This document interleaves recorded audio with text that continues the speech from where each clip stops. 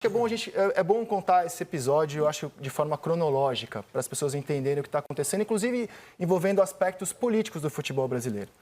O Textor alega que em maio do ano passado, isso me foi dito por ele, em maio do ano passado, essa empresa, Good Game, o procurou para dizer que havia levado à CBF denúncias de manipulação de resultados no futebol brasileiro. O que estava acontecendo no ano passado? Uma batalha jurídica para tirar o presidente da CBF, Edinaldo Rodrigues, de lá. E essa batalha tinha como um dos participantes, por exemplo, o Rubens Lopes, presidente da Federação do Rio. A Federação de São Paulo também tinha interesses e outros participantes. E no meio desse cenário político, essa empresa Good Game, segundo o Textor, procura ele e fala que levou provas ou evidências de manipulação de resultados no futebol brasileiro nos últimos 2 anos. Aliás, em 22, o Campeonato Brasileiro não tinha começado ainda, né? E a CBF não se interessou, segundo o que o Textor me disse.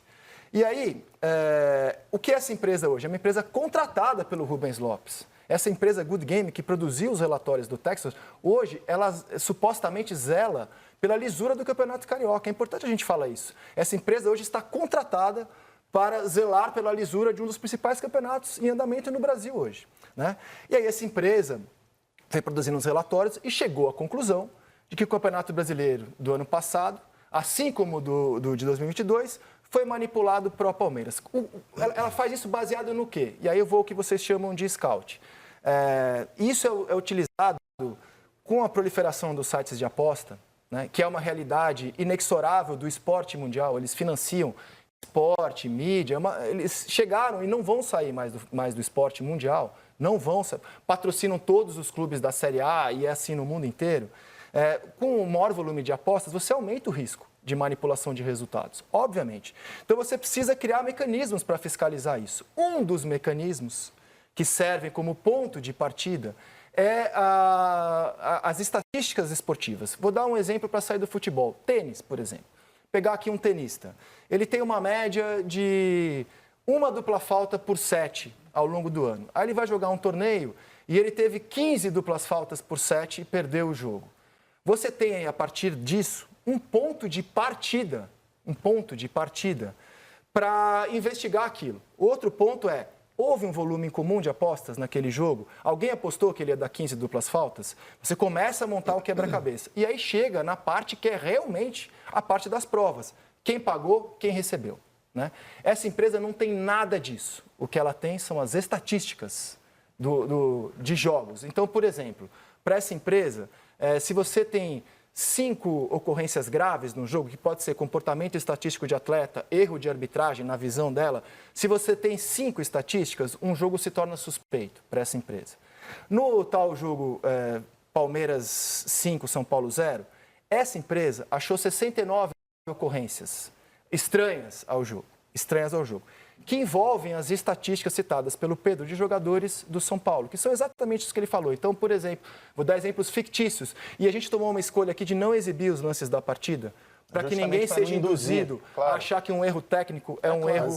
Né? Então, assim, um jogador, vou dar exemplos fictícios, um jogador é o líder de desarmes no Campeonato Brasileiro, naquele jogo ele não fez nenhum desarme.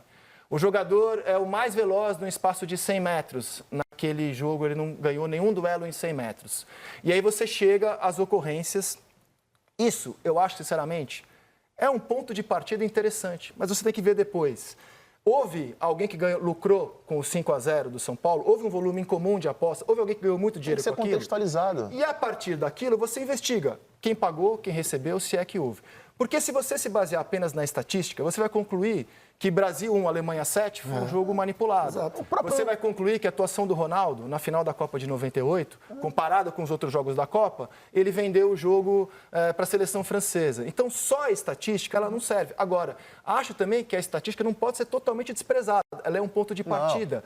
E deveria ser um ponto de partida silencioso. Né?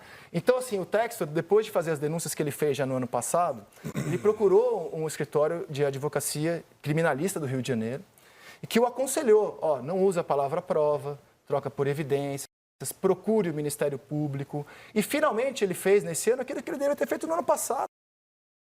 Procurar o Ministério Público. Eu não sei quem é o promotor, não sei aonde está sendo para quem ele entregou. O que eu sei é que é uma coisa óbvia. A partir do momento em que você torna público, como ele fez ontem, que entregou esse material para um promotor, você já, cara, melou uma eventual investigação. Você não pode investigar isso como se fosse um circo, entendeu? E você joga uma suspeição em um monte de atleta que naturalmente vai ficar revoltado com isso.